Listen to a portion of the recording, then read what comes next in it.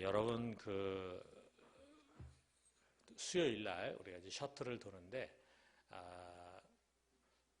오는 시간은 7시부터 7시 반까지 7시 50분까지 셔틀이 도니까 7시부터 여러분이 곳에 기다리면은 그래서 5분 간격으로 이렇게 돌겠습니다. 그래서 7시 50분까지는 좀 직장 때문에 늦게 오시는 분들이 있을 테니까 50분까지 우리가 셔틀을 운행하도록 그렇게 하겠습니다. 자, 우리 수요 기도회에서 우리가 이제 믿음의 위인을 다루고 있는데 처음으로 이제 여자가 등장을 합니다. 한나라는 이름은 제가 세상에서 제일 좋아하는 이름입니다. 우리는 손자 이름까지 다 지어놨어요. 남사무엘. 근데 본인들은 싫어하더라고. 그래서 남사무엘이 어색하다고 다른 이름 짓겠다 그러는데 우리 성경에 그 여자 이름, 뭐 남자 이름도 그렇지만 많이 나오는데 되게 보면 뭐 마리아라든지 또 에스더라든지 이런 이름도 많이 쓰지만 되게 그런 이름은 금방 이게 눈에 튀잖아요. 근데 이제 한나는 꼭 그게 외국인 이름이다 이런 생각을 잘 안 갖게 되기 때문에 애들한테 이름 지어주기가 좀 편한 것 같아요. 그래서 지금 우리나라는 이게 한나하고 부르면은 교회 안에서 뒤돌아본 애들이 많습니다. 근데 우리나라만이 아니라요. 이 이름이 정말 좋아서 그런지 제가 독일에 가서 보니까 한나라는 이름을 가진 나이 드신 할머님, 아주머니들 많더라고요. 요즘 젊은 애들은 이런 이름 안 쓰는데 이제 우리로 치면은 순이 같아요. 순이. 옛날에 순이 있잖아요. 순이 철수. 네, 그런 이름처럼 가장 흔하게 썼던 이름이 한나입니다. 자, 이 한나는 우리가 잘 아는 마지막 사사이면서도 또 사사 중에서 가장 훌륭한 정말 큰 일을 이룬 사무엘, 우리가 다음에 사무엘을 다루겠지만 사무엘의 어머니입니다. 자, 그 남편은 에브라임 사람 엘가나였어요.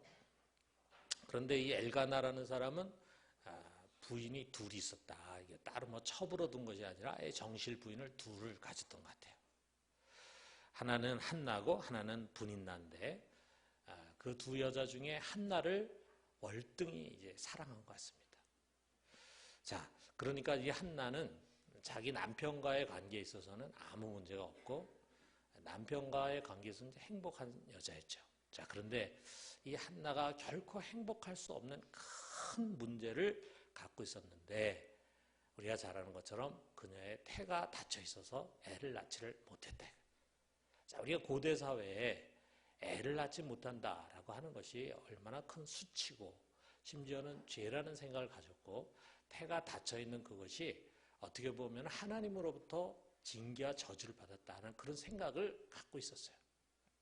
이렇게 후손을 계속해서 이어가는 것만큼 중요한 게 없었다 이거죠. 자, 그러니까 뭐 누가 뭐라 그러지 않아도 남편이 뭐라 그러지 않아도 그녀 스스로가 큰 스트레스 속에서 살고 있었을 것이다. 자, 그런데 또 다른 문제가 있었는데 이게 뭐냐면 이 엘가나의 또 다른 아내였던 분인나가 그렇게 한나를 아주 괴롭히는 사람이었습니다. 여기 6절에 있는 말씀 보면은요. 자, 여기 있는 말씀 여러분 보면서 제가 현대인의 성경을 따로 읽으면은요. 분인나는 한나가 자식을 낳지 못한다는 약점을 이용하여 그녀를 몹시 괴롭히고 업신여겼다. 그러니까 애를 낳지 못한다. 이걸 약점으로 해가지고 굉장히 그녀를 괴롭히고 업신여기고 못 살게 그랬어요. 그러니까 아마도 우리가 생각할 때 분인나가 남편이 자기보다도 한나를 월등히 사랑하니까 질투가 나오지 않았겠어요? 그러니까 그 질투심이 이제 한나에 대한 미움이 됐겠죠. 근데 그 한나가 갖고 있는 아주 치명적인 약점이 있으니까 이 약점을 물고서 이제 그녀를 괴롭히는 거예요. 그래서 아마 여기에 어떻게 그녀를 괴롭히고 격분시켰는가 하는 것은 나오지 않지만 우리가 상상할 때 아마 이런 얘기 했을 거야. 뭐 저거 애도 낳지 못하는 게 사람 구실도 못하면서 뭐 때문에 제사를 드리러 와? 기가 막혀서 뭐 이렇게 얘기를 했겠죠. 여러분 이런 얘기 들으면 얼마나 기분 나쁘겠습니까? 그렇지 않아도 가족들 속에서 위축이 되어 있는데 그런 한나를 발로 짓밟는 거예요. 아마도 그녀의 자식들도 이런 아주 모멸스러운 언행에 같이 동참했을 것입니다. 좀 착한 한나는 이들을 대항할 수가 없어. 그러니까 하염없이 울면서 아무것도 먹지를 못하는 거예요. 자, 그럼 우리가 집 바깥에서 뭐 직장이라든지 또는 뭐 어떤 모임에서 이런 일을 당한다면은 뭐 우리가 피하고 도망을 하면 되겠죠. 그런데 가족 안에서는요, 사실 이게 도망갈 데가 없어요. 가족들 속에서 이렇게 자기를 괴롭히는 사람이 있을 때 우리 도망가는 것이 참 어렵습니다. 그리고 누가 도와주기도 어려워요. 시어머니하고 며느리 사이가 안 좋을 수 있잖아요. 그럴 때 아내는 그냥 남편에게 자꾸 등을 떠밀면서 당신 좀 문제 좀 해결하라고 하면서 막 원망하고 막 그러지만 여러분, 남편이 무슨 뾰족한 수가 있겠습니까? 우리 남편 되는 분들 무슨 수가 있습니까? 자기 어머니하고 자기 부인하고 사이가 안 좋을 때 무슨 수가 있겠어요? 자, 여기서 보면 엘가나도 말이죠. 뭐 전혀 이런 문제를 해결할 수가 없는 거야. 뭐 중재를 할 수가 없는 거야. 그러니까 그냥 이게 한나를 달랩니다. 여보, 내가 당신 사랑하잖아.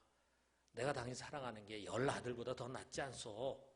이렇게 달래지만 그것이 이 한나의 그 깊은 상처를 치해줄 수가 없었다 이거죠. 자, 한나는 이 분인나가 무서웠을 거예요. 뭐 없는 사실을 말하는 게 아니라 있는 약점을 탁 찌르면서 이야기를 하는데, 그러니까 이 한나는 분인나 앞에만 가면 작아지는 거야. 애들 딱 때리고 위세를 부리는 그 분인나 앞에서 이 한나는 하염없이 작은 사람이 되는 겁니다. 제가 초등학교 2학년 때 우리 반에 있는 아이하고 싸움을 한 적이 있어요. 그런데 그 아이가 저보다 키도 작고 몸집도 작아. 그래서 저는 아주 얕봤어요.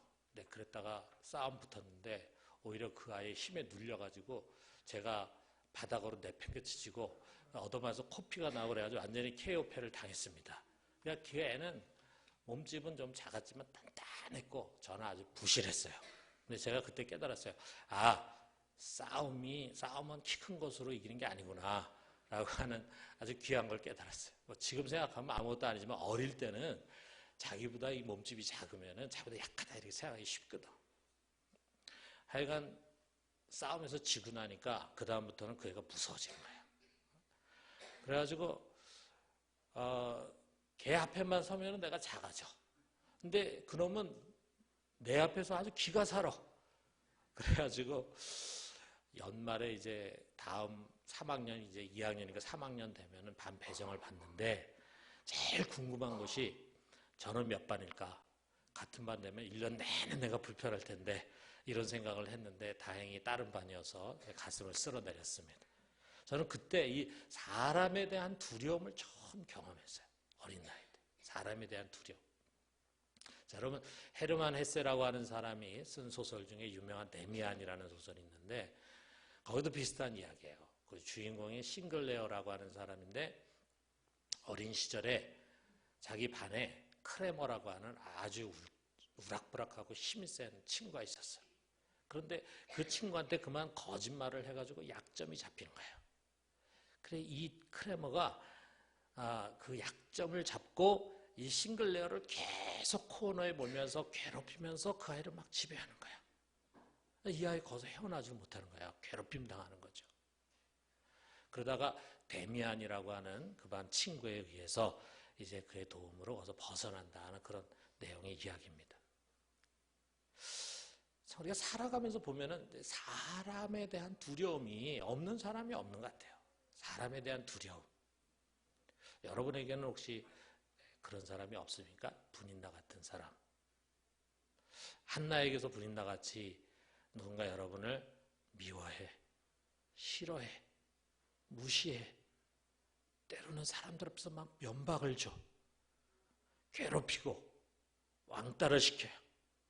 그래서 그 앞에만 가면은 간담이 서늘해지고 소화가 안 되고 심장이 뛰고 그러다 정말 험한 말로 상처도 받고 그래서 도망가고 피하고 싶지만 그럴 수 없는 그런 사람 있잖아요. 가정에도 있을 수 있고 직장에도 있을 수 있고 정말 가시 같아. 제가 잘 아는 옛날 청년 때 잘 아는 자매가 있었는데요. 그 자매는 정말 여기 한나하고 비슷한 것 같아. 성정이 아주 참 착해요. 그리고 마음이 약해. 그래서 누군가와 이렇게 대적하고 대립하는 것을 못하는 자매입니다. 그런데 이제 직장 생활을 하는데 그 직장에 괜히 이 자매를 미워하는 그런 남자 상사가 있었어요. 이 자매 크게 잘못하지도 않는데도 괜히 싫어하는 거야. 꼬투리 잡고 투집 잡고 그 다음에 멸시하는 투로 말하고 그러니까 직장 생활이 얼마나 힘들었겠어요. 그런데 어느 날 이제 그녀가 이 문제를 놓고 하나님께 간절히 기도했어요. 하나님 정말 직장 생활이 너무나 힘듭니다. 그 사람 얼굴만 보면 소화가 안 되고 밥맛이 떨어지고 그렇다고 대적할 수도 없고 제가 하루 이틀도 아니고 어떻게 이렇게 살 수 있습니까? 이렇게 하면서 간절히 기도하면서 이제 하나님의 말씀을 읽던 중에 시편 33편 5절을 읽었어요. 여기 옛날 개혁성경, 옛날이니까 개혁성경에는 우리 같이 한번 읽어봅시다. 시작. 저는 일반의 마음을 지으시며 저의 모든 행사를 감찰하시는 자로다. 우리 개정에는 조금 박서 이렇게 나왔어요. 같이 한번 읽어봅시다. 그는 그들 모두의 마음을 지으시며 그들이 하는 일을 굽어 살피시는 이로다. 이게 마음을 지으신다. 마음을 창조하신다. 이 말씀이 마음에 딱 들어왔어요. 그래서 이 말씀을 딱 붙들고 구체적으로 기도했습니다. 하나님, 그 상사의 마음을 새롭게 지어주세요. 새롭게. 그 상사의 마음이 하나님 손에 있어서 하나님이 그의 마음을 빚어갈 수 있는데 하나님이 그의 마음을 좀 지어주세요. 이렇게 기도했어요. 근데 그 기도가 응답이 됐어. 얼마 뒤에 어떤 일을 계기로 해가지고 그 상사의 마음이 전혀 달라져가지고 이 자매 굉장히 친절하게 잘해주게 됐어요. 그 자매가 이제 그 간증을 했습니다. 여러분 참 이게 우리가 살면서 보면요. 사람이 참 어렵습니다. 사람이. 일이 어렵고 돈이 어려운 것이 아니라 사람이 어려워. 사람이 참 무섭습니다. 그런데 우리가 이제 이런 말씀이 있어요. 여러분 잠언 29장 25절에 보면은 사람을 두려워하면 올무에 걸리게 되거니와 여호와를 의지하는 자는 안전하리라 그랬어요. 우리가 우리 신앙인이 사람을 두려워하면 안 돼요. 우리 속에 사람에 대한 두려움이 있다 보면은 우리도 모르는 가운데 묘한 덫에 걸릴 수가 있습니다.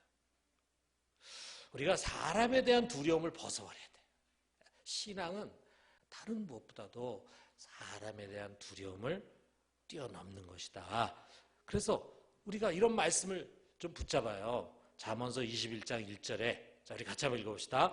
왕의 마음이 여호와의 손에 있음이 마치 본물과 같아서 그가 임의로 인도하신. 여러분, 최고 권력자인 왕의 마음이 누구 손에 있어요? 여호와의 손에 있어요. 여호와의 손에. 하나님의 손에 사람의 마음이 있어요. 그래서 하나님이 그 마음을 이리로 끌고 가기도 하고 저리로 끌고 가기도 하고 나를 미워하게 만들 수도 있고 나를 불쌍히 여기게 만들 수도 있고 그게 누구 손에 있느냐? 우리 하나님의 손에 있다 이거죠. 왕의 마음도 움직이시는 하나님의 손으로 우리의 기도의 대상이 되는 사람 있잖아요. 여기 브린다 같이 그런 사람의 마음을 우리 하나님께서 새롭게 빚어가시도록 오늘 밤에 여러분 정말 믿음을 담아서 간절히 기도하시게 되기를 주님의 이름으로 축원합니다. 자, 그런데 여러분 우리가 여기서 이제 한나의 위대함이 드러나요. 한나가 참 꽉 눌려가지고 말도 제대로 못하고 힘없는 여인 같았지만 그녀에게는 아주 무서운 힘이 있었어요. 자, 여기 9절에 보니까 그들이 실로에서 먹고 마신 후에 한나가 일어나니 그때 제사장 엘리는 여호와의 전 문서주 곁 의자에 앉아 있었더라. 여기에 한나가 일어나니 여러분 우리가 이 말씀 놓쳐서는 안 됩니다. 딴 사람들은 다 먹고 마시는 끝났지만 한나는 거기서 일어났어요. 그녀는 이 문제, 이 심각한 문제, 애를 낳지 못하고 그것 때문에 분인나로부터 끊임없이 이처럼 공격과 괴로움을 당하는 이 현실 앞에서 홀로 괴로워하고 주저앉아 있지 않았어요. 그는 분인나와 싸우려고 하지도 않았어. 그리고 그 중재도 제대로 하지 못하는 남편을 원망하지도 않았어요. 그것은 문제 해결의 길이 아니에요. 그냥 푸념을 늘어놓고 누군가 내 속에 있는 걸 가지고 사람을 괴롭힐 수는 있을지 모르지만 문제 해결의 길은 아니었어요. 문제 해결의 길은 어디냐? 오직 하나님이었다. 그런 이 문제를 하나님께 가지고 가기 위해서 일어섰어요. 여러분 이게 일어선다는 게 참 이게 중요한 것 같아요. 근데 우리가 살다 보면요 일어서지 못해.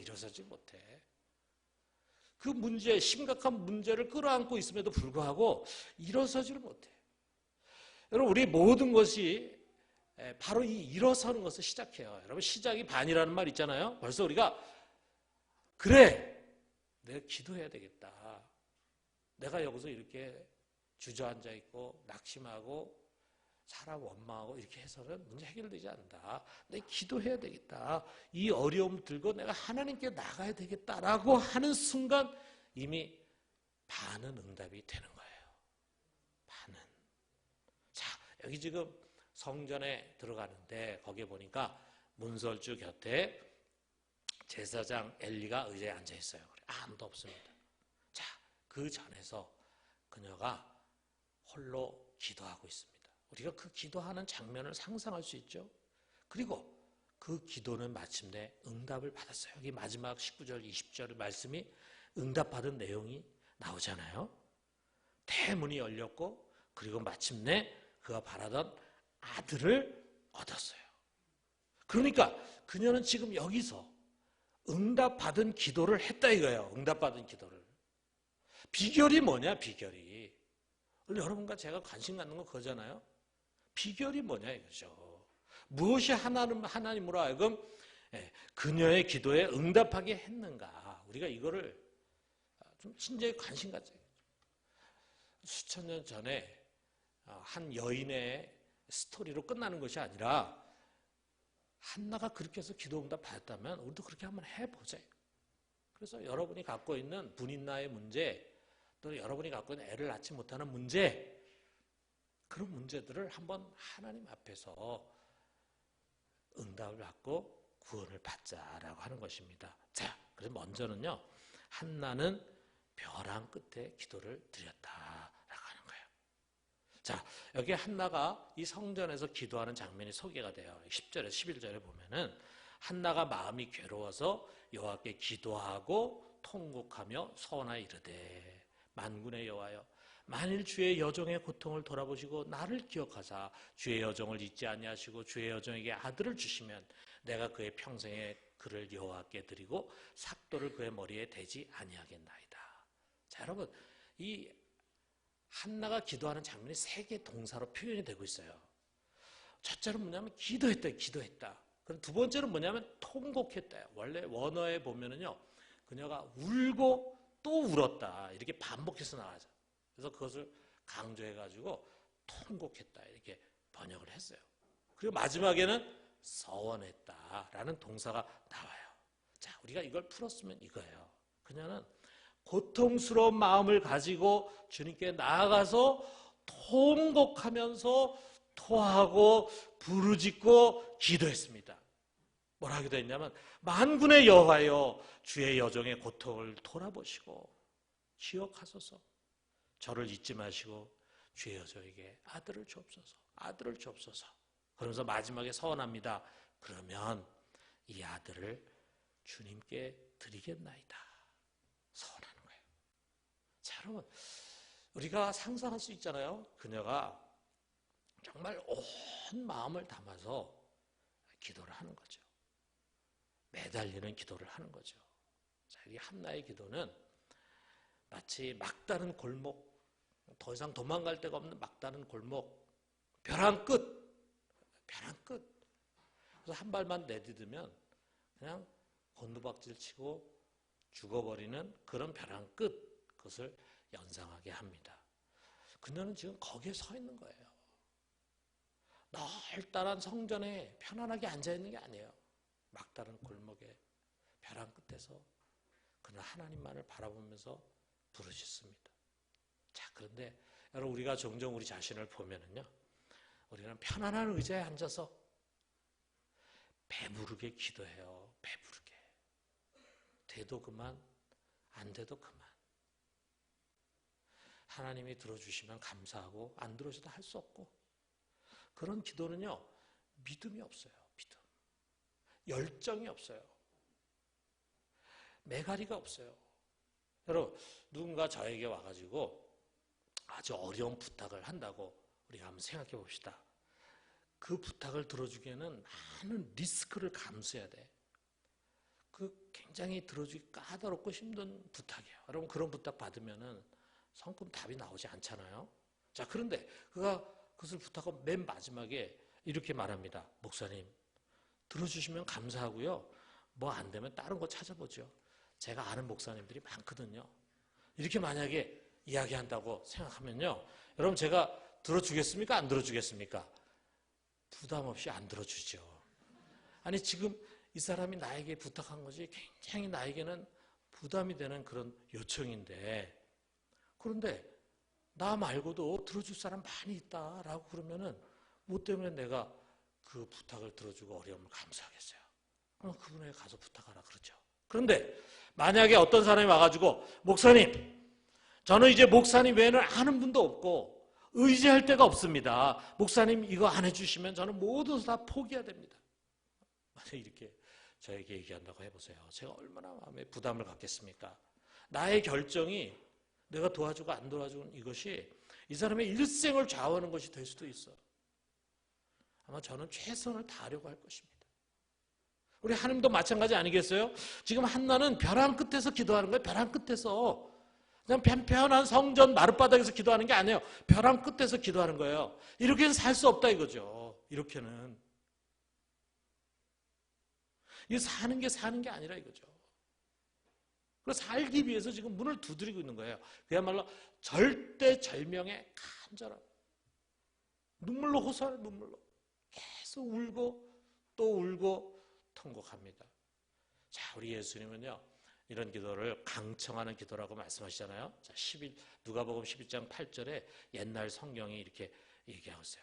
내가 너에게 말하노니 비록 벗됨을 인하여는 일어나 주지 아니할지라도 그 강청함을 인하여 일어나 그 소용대로 주리라.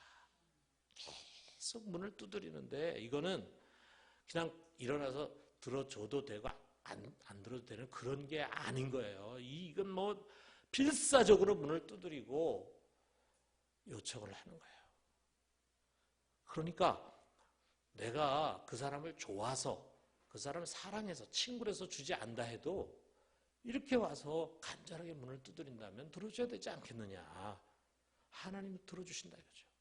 여러분, 오늘 밤에 우리가 한번 그런 기도를 드릴 수 있게 되기를 주님의 이름으로 축원합니다. 우리 한번 그런 기도를 드려봐요. 그리고 여기 보니까 한나가 서원해요. 서원. 무슨 서원인지 여러분 아시잖아요. 아들을 주시면 그를 다시 주께 돌려드리겠습니다. 정말 눈에 넣어도 아깝지 않을 아들일 거 아니에요. 그런데 그 아들을 하나님께 돌려드리겠다는 거예요. 이 서원에 담긴 하나의 태도가 뭡니까? 욕심이 없어요. 욕심이. 그녀는 아들을 간절히 원해. 그런데 그것이 궁극적인 목적이 아니에요. 그녀의 목적은 하나님의 은혜와 긍휼이에요. 자, 여러분, 아들도 없고 그 아들이 없는 것 때문에 원수로부터 괴롭힘을 당하는 것, 그것이 힘든 것이 아니에요. 물론 그것도 힘들죠. 그렇지만 그것이 힘든 것이 아니라 하나님이 대문을 닫았다 이거예요. 하나님이 애를 낳게 하지 못한다. 뭔가 하나님으로부터는 은혜가 막혀있다라고 하는 그것이 이 한나에게서는 가장 고통스러운 일이에요. 영적인 삶에서 그것이 가장 고통스러운 일이에요. 아마 분인나가 그녀에게 그렇게 공격했을 것입니다. 내가 무슨 자격으로 제사를 드리냐? 내가 죄가 많고 그리고 아주 앙큼한 여자니까 하나님 저주를 내려가지고 태를 닫은 거지. 괜히 그러겠느냐? 하나님의 저주 때문에 네 태가 닫혔다 이거지. 반면에 그녀는 자신이 낳은 많은 자녀들, 이것이 자기가 하나님으로부터 축복받고 사랑받고 있는 증거다라고 이렇게 주장을 하는 거예요. 자, 그러니까 이게 단순히 그냥 내가 애가 있다 없다, 사회적으로 손가락질을 받고 있다, 그렇지 않는 그런 차원이 아니라 뭔가 하나님으로부터 마땅히 와야 할 은혜가 막혀있는 그런 답답함을 그녀가 갖고 있었을 거라 이거죠.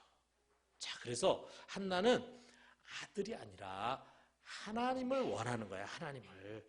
아들을 다시 드리겠습니다. 그러나 하나님의 긍휼을 저에게 보여주십시오. 여러분, 기도는 바로 여기 있습니다. 재물을 주십시오. 직장을 주십시오. 사업 잘 되게 해주십시오. 좋은 땅, 좋은 집 사게 해주십시오. 집 문제가 해결해 주십시오. 결혼하기 위해서 좋은 짝이 필요합니다. 좋은 짝을 주십시오. 이런 기도 속에는요, 우리 욕심이 담기기가 쉽습니다. 욕심. 주님은 아랑곳하지도 않고 그의 은혜에는 관심도 없고 돈, 직장, 사업, 땅, 집, 결혼, 그것이 목적이에요. 그것이. 정말 우리 내면을 정직하게 들여다보면은 얼마나 우리가 탐욕에 젖은 기도를 드릴 때가 많은지 몰라요. 야고보서 4장 2절에서 3절에 그렇게 말하잖아요. 너희가 얻지 못하면 구하지 아니하기 때문이요. 구하여도 받지 못하면 정욕으로 쓰려고 잘못 구하기 때문이다. 왜 받지 못하느냐? 구하지 않기 때문이다. 구했는데, 제가 구했는데요. 네가 정욕으로 쓰려고 잘못 구한 거야. 우리 마음이 순수하지 않다 이거죠. 심지어는 막 다급한 기도 가운데서 때로는 말이죠. 막 결단하는 기도를 해야 돼요. 서원 기도 같은 그런 기도를 하는데 또 순전하지가 않아요. 그래가지고 응답이 되면은 서운한 거 다 잊어버려요. 막 급할 때는 막 하나님 이것도 하겠습니다. 저것도 하겠습니다. 막 이러는데 막상 그 문제 해결되면은 그 다음에는 지키지도 않아요. 하나님께 순전하지가 않은 거예요. 어떤 두 사람이 배를 타고 가는데 배가 큰 풍랑을 만났어요. 막 배가 뒤뚱거리고 막 뒤엎어지고 막 물이 들어오고 막 죽을 것 같습니다. 그러니까 그 중에 한 사람이 하나님 앞에 기도합니다. 하나님, 이 큰 폭풍 가운데서 저희를 살려주시면은 제가 이번 주일에 교회 가가지고 저의 재산의 반을 하나님께 드리겠습니다. 이렇게 기도했어요. 그런데 뭐 폭풍이 잠잠하지도 않고 배에는 계속 물이 들어오고 도무지 살 것 같지가 않아. 그래가지고 다시 기도합니다. 하나님 살려주시면 절반이 아니라 3분의 1을 드리겠습니다. 이렇게 기도했어요. 그런데 밤새도록 배가 뒤뚱거리고 막 아침이 다 되오는데 도저히 살 것 같지 않습니다. 그래가지고 하나님 알겠습니다. 저의 모든 재산을 하고 말하는 순간에 다른 사람이 이제 저게 섬이 보이네. 그러니까 저의 모든 재산의 100분의 1을 진심을 담아서 드리겠습니다.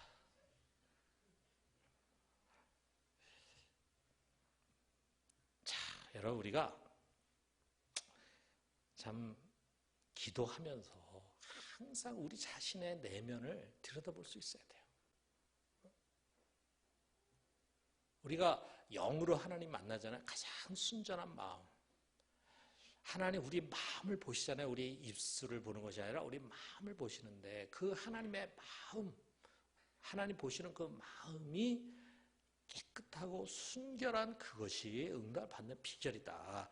자, 예수님 말이죠. 그 내면의 순결함을 잃어버린 바리새인들에게 이렇게 책망합니다. 자, 마태복음 23장 16절에 17절에 보니까 화 있을진저 눈먼 인도자여 너희가 말하되 누구든지 성전으로 맹세하면 아무 일 없거니와 성전에 금으로 맹세하면 지킬지라 하는도다. 어리석은 맹인들이 어느 것이 크냐? 그 금이냐? 그 금을 거룩하게 하는 성전이냐? 이 바리새인들 내면 깊은 곳에 있는 탐욕, 거룩하고 경건한 것 같은데 그런데 성전보다도 성전의 금을 더 귀하게 여기는 그 불순한 마음을 주님께서 지적하십니다. 여러분, 우리가 한번 우리 자신을 돌아봐요. 우리의 마음은 돈입니까? 아니면 그 돈을 주시는 하나님입니까? 우리의 마음은 자식입니까? 아니면 그 자식을 주는 하나님입니까? 건강입니까? 아니면 그 건강을 주시는 하나님이십니까? 오늘 우리의 마음을 거룩한 성령의 도움 가운데서 순결하게 해요. 나의 구하는 것이 정말 세상 욕심에 가득 찬 것이 되지 않도록 합시다. 여러분, 우리 마음 깊은 곳을 보시는 주님 앞에서 우리가 이렇게 기도했으면 좋겠어요. 주님, 저는 오직 주님만을 갈망합니다. 저에게는 돈이 필요합니다. 저에게는 우리 아이가 이제 대학에 가야 합니다. 결혼할 짝이 필요합니다. 집 문제도 해결돼야 되고 병이 치유돼야 합니다. 그러나 주님, 저에게는 주님이 가장 필요합니다.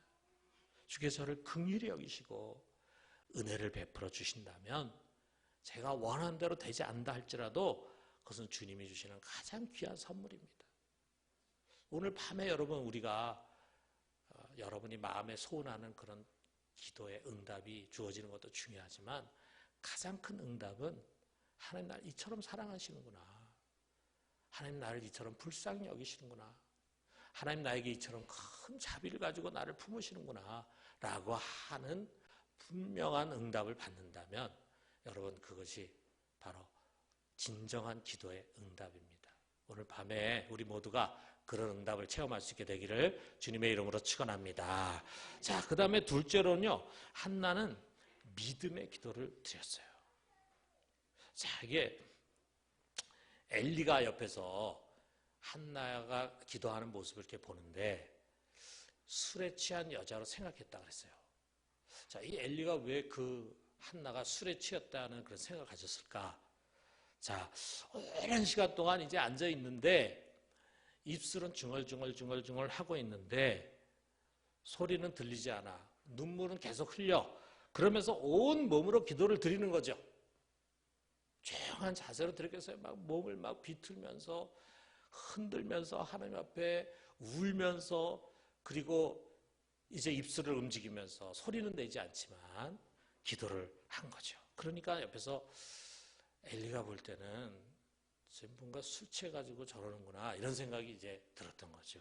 자, 그러나 그것이 술 취해서 그런 것이 아니라 정말 이 여인의 간절한 기도였다라고 하는 것을 알았을 때 엘리는 야, 이렇게 간절하게 기도하니 정말 하나님 응답하시지 않겠는가 하는 그런 마음의 확신이 있었을 거예요. 그래서 17절에 뭐라 하냐면 평안히 가라. 이스라엘의 하나님이 내가 기도하여 구한 것을 허락하시기를 원하노라 그랬어요.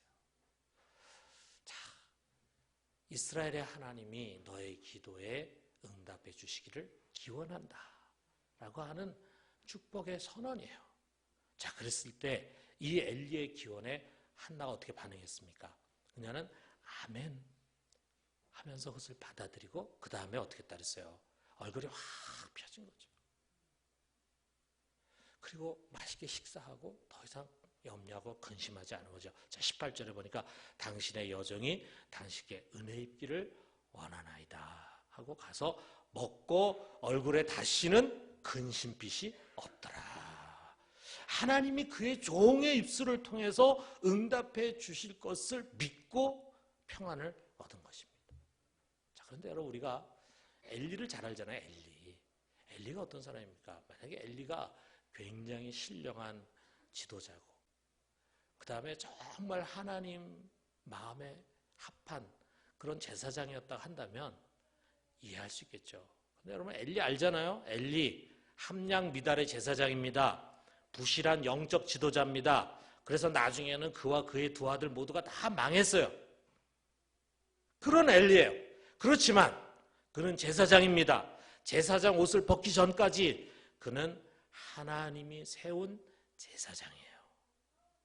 한나가 그를 믿은 것은 그를 세운 하나님을 믿은 거예요. 이 순전한 믿음 가운데서 하나님이 역사하신 것이라 이거죠. 여러분, 저는요 신의 은사가 없는 사람이거든요. 저는 그런 은사를 받지 않았습니다. 그런데 우리 교인 중에 보면은요, 제가 그분을 위해서 기도하면은 거의 병이 나요. 물론 100%는 아니죠. 안 날 때도 있죠. 근데 거의 병이 나요. 왜 그럴까? 그녀는요, 어서 이 마음가짐부터가 달라요. 마음가짐이 옛날 교인처럼 마음가짐이 옛날 교인은 목사님을 기름 부음 받은 하나님의 종이라고 그러잖아요. 저는 그게 아니라고 가르치는데, 그런데 우리 나이가 든 옛날 어른 교인들 보면은 그렇게 아직도 생각하는 분들이 있어요. 자, 그런데 우리 목사님은 하나님 특별히 세우신 나의 영적인 지도자다, 이렇게 생각을 하고 갈망을 해. 그리고 하나님 목사님 통해서 나를 치유해 주실 것이다 라고 하는 것에 대한 의심을 갖지 않아요. 항상 그런 열린 마음과 확고한 믿음을 가지고 나오니까 제가 때로는 전화로 기도해 주거나 또는 뭐 손을 얹고 안수에 기도해 주거나 하면은 나중에 보면은 목사님 다 났어요. 그때. 그렇게 이야기를 해요. 그녀의 믿음이 역사하는 것이라 이거죠. 그녀의 믿음이. 여러분, 때로 교육자가 여러분의 집을 방문하려고 그래요. 얼마나 귀한 겁니까? 목사님이 우리 집에 와서 우리 가정을 위해서 예배를 드리고 우리 가정을 위해서 축복하고 기도해 주려고 그래요. 그런데 그걸 대수롭지 않게 생각하는 사람들이 있어요. 그건 그냥 그 사람 믿음의 수준이에요. 교육자를 통해서 주시는 하나님의 은혜를 전혀 맛볼 수가 없어요. 목장에서 중보기도 부탁을 하지 않아요. 순장이나 순원들이 기도해 준다고 해도 시큰둥해. 그런다고 뭐가 달라지겠나 이렇게 생각한다 이거죠. 그 사람 믿음의 수준이에요. 그러면 아무 일도 일어나지 않습니다. 저는 오늘 이 한나의 믿음이 중요하다고 생각해요. 아마도 하나님은 엘리 제사장의 축복의 선포를 아멘으로 받고 염려와 근심을 다 던져버리고 평안을 붙든 이 한나의 어린아이 같은 믿음을 귀하게 보셨을 것이라 이거예요. 그러면서 가장 깊은 수렁에서 단숨에 건져주셨어요. 그가 아들 사무엘을 곧 잉태하고 낳게 되고 우리가 잘 알는 것처럼 그 뒤에도 한나는 세 아들과 두 딸을 더 낳습니다. 자, 우리가 그녀의 믿음의 깊이가 2장에 소개가 되는데 그 2장에 하나님을 향한 찬양의 노래가 나오는데 그 중에 우리 6절에서 8절에 보면은 자, 우리 같이 한번 읽어봅시다. 시작. 여호와는 죽이기도 하시고 살리기도 하시며 수월에 내리게도 하시고 거기서 올리기도 하시는도다. 여호와는 가난하게도 하시고 부하게도 하시고 낮추기도 하시고 높이기도 하시는도다. 가난한 자를 진토에서 일으키시며 빈궁한 자를 거름더미에서 올리사 귀족들과 함께 앉게 하시며 영광의 자리를 차지하게 하시는도다. 땅의 기둥들은 여호와의 것이라 여호와께서 세계를 그들 위에 세우셨다. 자, 여러분, 여기에 죽이기도 하고 살리기도 하고 수월에 내리기도 하고 거기서 올리기도 하고 가난하기도 하고 부하기도 하고 낮추기도 하고 높이기도 하고, 이게 무슨 말입니까? 모든 것이 하나님의 손에 달려있다 이거죠. 여러분, 이거 믿으십니까? 모든 주권이 그분의 손에 달려있어요. 그분이 우리를 가난하기도 할 수 있고 부하기도 할 수 있고 망해서 저 밑바닥까지 내려간 사람을 한순간에 끌어올려서 높이 드실 수도 있고 견고한 마치 성 안에 있는 것 같은 그런 견고한 높은 자리에 있는 사람을 한순간에 저 계곡 밑바닥으로 굴러떨어지게 할 수도 있는 분이라 이거예요. 이게 한나 속에 있는 믿음, 다시 말하면 하나님의 절대 주권에 대한 믿음이 있었기 때문에 그녀는 일어나서 자신의 문제를 가지고 하나님 앞에 나가고 자신의 운명을 바꿀 수 있는 능력이 그분에게 있다고 믿었기 때문에 정말 벼랑 끝에 선 것 같은 간절함을 가지고 그분 앞에 부르짖고 매달렸고, 그리고 그분이 얼마든지 자기의 운명을 쉽게 바꿀 수 있다고 믿었기 때문에, 자기의 닫혀있는 태를 쉽게 열 수 있다고 믿었기 때문에 엘리 제사장의 그 선포를 듣는 순간 모든 염려 근심을 다 내려놓고 평안 가운데 음식을 먹고 기쁜 삶을 살 수가 있었다. 자, 여러분, 정말 대단한 믿음 아닙니까? 모든 자연 만물과 인간의 생사화복과 세계 역사가 다른 무엇이 아니라 우리 하나님의 손에 의해서 이루어지는 것입니다. 그가 주권자, 주권자 그의 뜻대로 그가 원하는 자에게 나눠주기도 하시고 거두기도 하시고 하는 그런 주인이시다. 여러분, 그렇다면은 우리가 이 전능하신 주권자 앞에 나아갑시다. 여러분, 오늘 이 아가페오리 우리 한나가 무릎 꿇고 기도했던, 그래서 마침내 기도 응답받고 승리의 기도를 했던 그 성전이 되게 합시다. 여기 주께서 우리를 찾아오셔서 만나주시고 우리를 치유하시고 회복시키시고 우리를 모든 원수의 손에서 건지시고 우리를 높이 드시기를 간절히 갈망합시다. 그래서 그 은혜가 이 밤에 요새 가득하기를 믿음을 가지고 갈망하면서 우리 주님 앞에 함께 나갈 수 있게 되기를 주님의 이름으로 축원합니다.